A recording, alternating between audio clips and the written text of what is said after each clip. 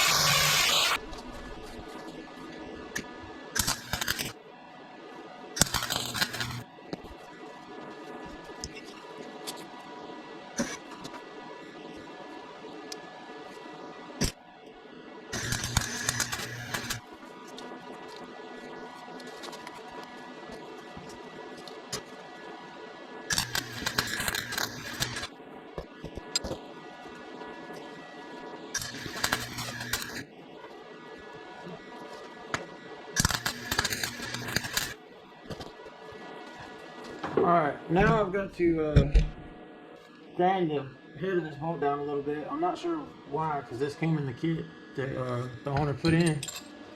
But for whatever reason, it's rubbing on the back of the rotor a little bit. I'll show you that.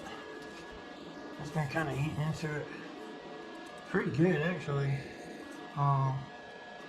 There's a few thousandths of a groove in there. So I'm going to take the head of this bolt down a little bit right quick, so I don't have to worry about that anymore. I actually heard it a few times when I was driving and I couldn't figure out what it was. I found it when I started working on this.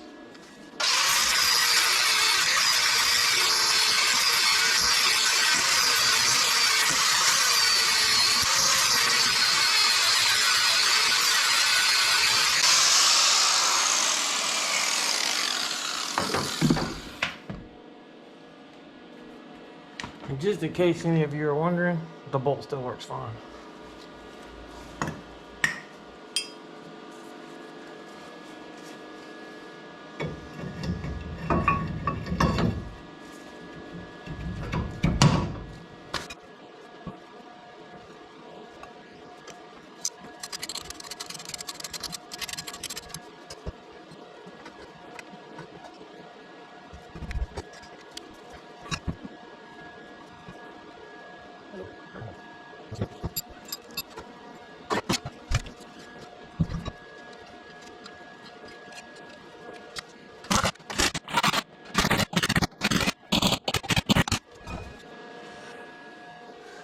Alright, so as you can see, we actually have lug, the actual lug sticking out past the lug nut, which is a big plus, because on the old lug nuts, the lug was maybe about a third of the way into the nut, where they were just a lot shorter. So this is definitely going to be a much better setup.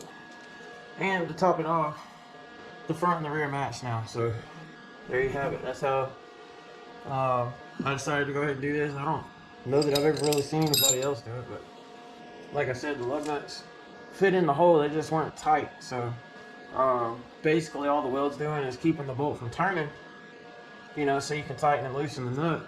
And other than that, the actual tension of the, you know, the nut and the bolt being tight is what holds the wheel on. So the weld has nothing to do with that. It's just literally there to keep the bolt from turning so you can get the lugs on and off. So anyway, I'm gonna get the other side done, and then this part will be finished, and we'll move on to some other stuff.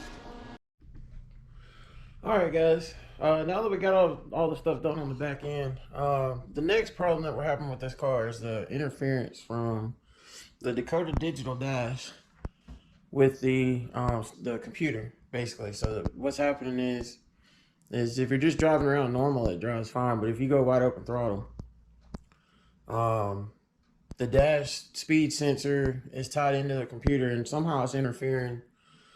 And basically when I'm data logging, it's jumping around. Like, it'll read 70 miles an hour, and then for a few frames it'll read 45, and then it'll read 72, and it's just causing a lot of problems with it jumping around like that.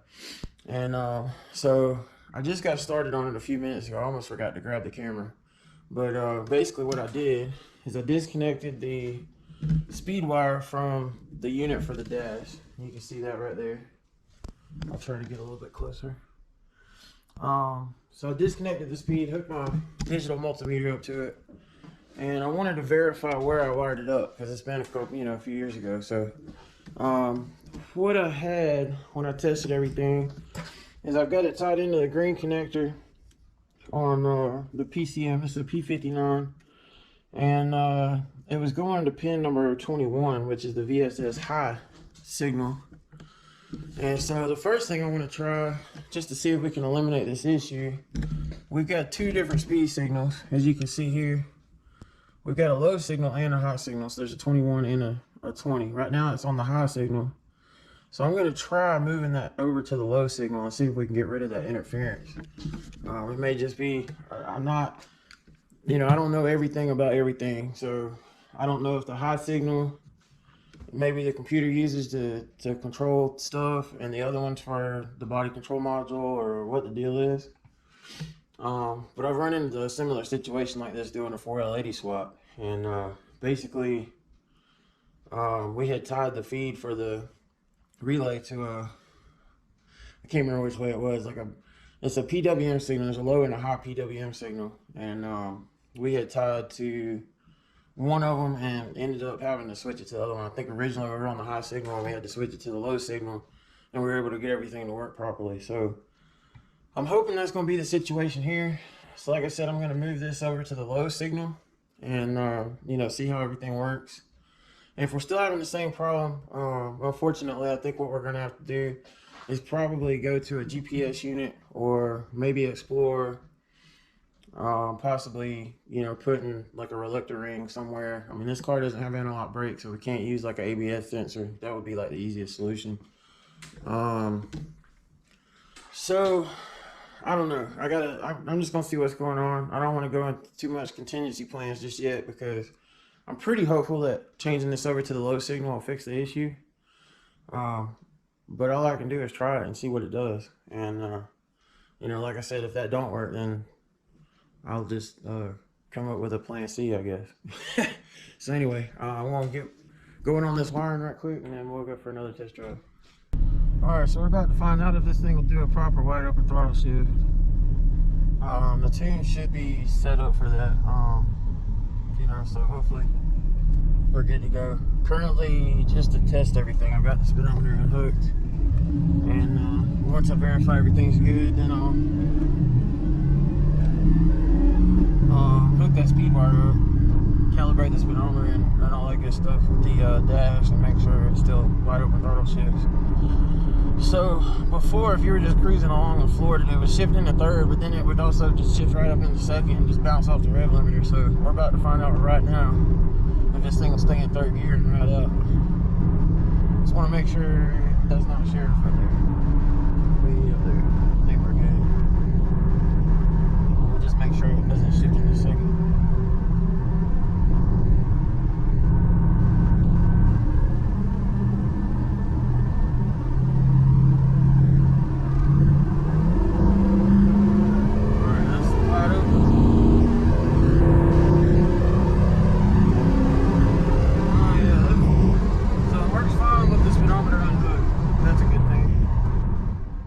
I ordered a Dakota Digital OBD2 interface, and basically what it does, you plug it into the OBD2 and it interfaces to the, control module. So the name's pretty self-explanatory, I guess. This thing is super cool. I'm just gonna go ahead and tell you now, if you guys are running a Dakota Digital dash of any kind, and you've also got some kind of swap where you've got a OBD2 port, like 100% without a doubt, get the unit. It's super cool. It does a lot of extra things. I'll show you guys right quick. I've got it plugged in, and of course I got to put everything up and strap all the wires back in and all that good stuff. This is the control button for the dash itself. This is the control unit, and literally you just plug it in. You got a port on your control unit, and so you just run your wire between those two guys. It powers it up and everything. You don't have to do any additional wiring. And so that's super easy. And like I said, I got to route everything and put it up. So I'm gonna turn the dash on, and now we've got extra options. If you look over here, let me try to position the camera. If I push button number 2, that engine is basically saying the engine light's on, and of course that's just because we turned the key on. So if you're driving down the road and all of a sudden that engine comes on, your CIL's set for some reason. So we push this. We've got trans temperature, which wasn't there before. We've got the intake temperature, which also wasn't there. That was there. That records like the highest RPM for this drive cycle. This was not there before. So now it's going to indicate, whether you're in part, neutral, drive, second, first, whatever you got. And so that's pretty cool. And ours was there before, so all that's good. The main reason that I ordered this unit was because of that speed signal that we were talking about earlier. So basically, for whatever reason, this Dakota dash is messing with the transmission. So if I go through the data log, it makes the speed jump around. I know I've already talked about this, so this is kind of redundant, but I tried hooking it to the low signal, which I didn't think was going to do anything, and I was right, it didn't work. But it was a Hail Mary just to see if it would pick up any kind of speed signal, and I could recalibrate it and all that good stuff. So that didn't work. So I started doing some research, and I basically found this OBD2 module. And it's not very expensive. I mean, I think shipped it was like $100 and or $109, something like that. I mean, it's not a big deal, especially considering you just plug it in, like you don't have to do anything. So I did have to go into the digital dash and set the speed source to bus, and it comes with the directions that explains to you how to do all that stuff. But I changed the speed signal to bus, and I also changed the RPM signal to bus because I want to make sure that the RPM signal is also not messing with it. I wasn't paying attention to that before, and so I'm going to pull that log back up and really pay attention to RPMs and see if it's messing with it, because that would also mess with the transmission shift points a lot. It uses RPM and speed, especially on the wide open throttle shifts. That's where it uses RPM. So since we have the option to use this OBD2 interface, obviously I'm just going to set it. I mean, I already set it to it, but I'm going to use that signal source, and I'm going to disconnect the other one just to eliminate that as a possibility. But like I said, I already disconnected the speed signal, and it stopped the speed from jumping around in my data log. So I think that's going to fix our situation. But I just wanted to show this to you guys. And I also want to give a shout out to Dakota Digital, because when I first put in my order, I received actually the wrong part. And so I've got this speed compass, whatever, it's a GPS unit. And also something that's kind of strange, you have to buy the antenna separate. So I've got a GPS unit here that you know, basically I don't have any use for. So if you guys need it, shoot me a message. But here's the main thing. I contacted Dakota Digital, explained to them what happened, and the guy sent me an email back and he said, hey man, we're gonna send out the OBD2 interface, and you can just keep the other one, don't worry about sending it back. And a few days later I've got the OBD2 interface. So even though they did make a mistake, they definitely made it right. And I just wanted to say that I appreciate customer service of that magnitude. I wouldn't have minded shipping this thing back, but that just, you know, that just made things really simple and easy. And you know, I really appreciate that kind of customer service. So even if you make a mistake, you know, if you make it right, it's okay, you know. But anyway, I thought I'd mention that.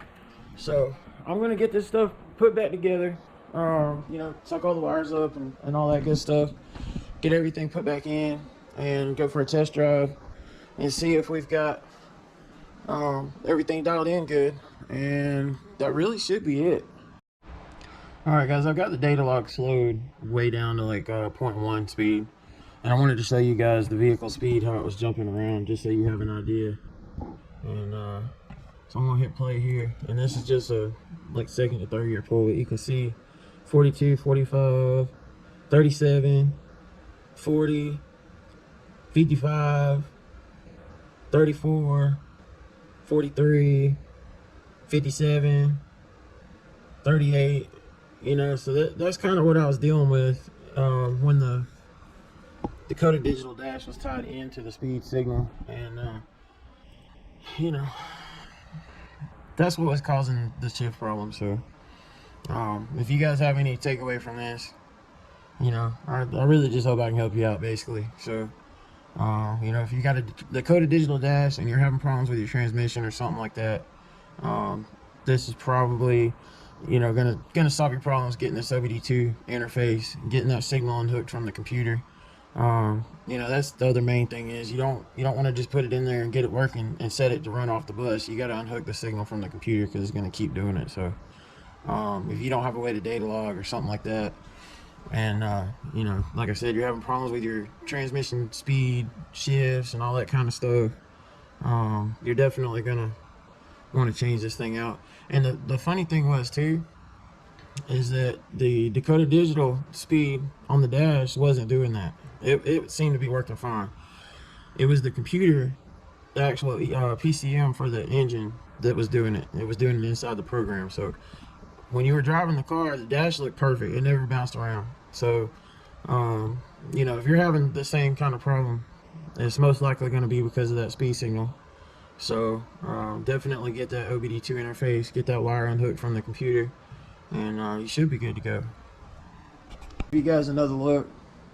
And obviously we got the battery charger in here because I've been sitting here with the key on and stuff, and I didn't want to run the battery dead. So anytime I'm doing electrical work, you know, I just go ahead and hook the battery charger up so I don't have to worry about it. But I'll give you guys another look at the LS swap, and that'll probably conclude this video. But anyway, I hope you guys enjoyed this, and hey, we'll see you next time.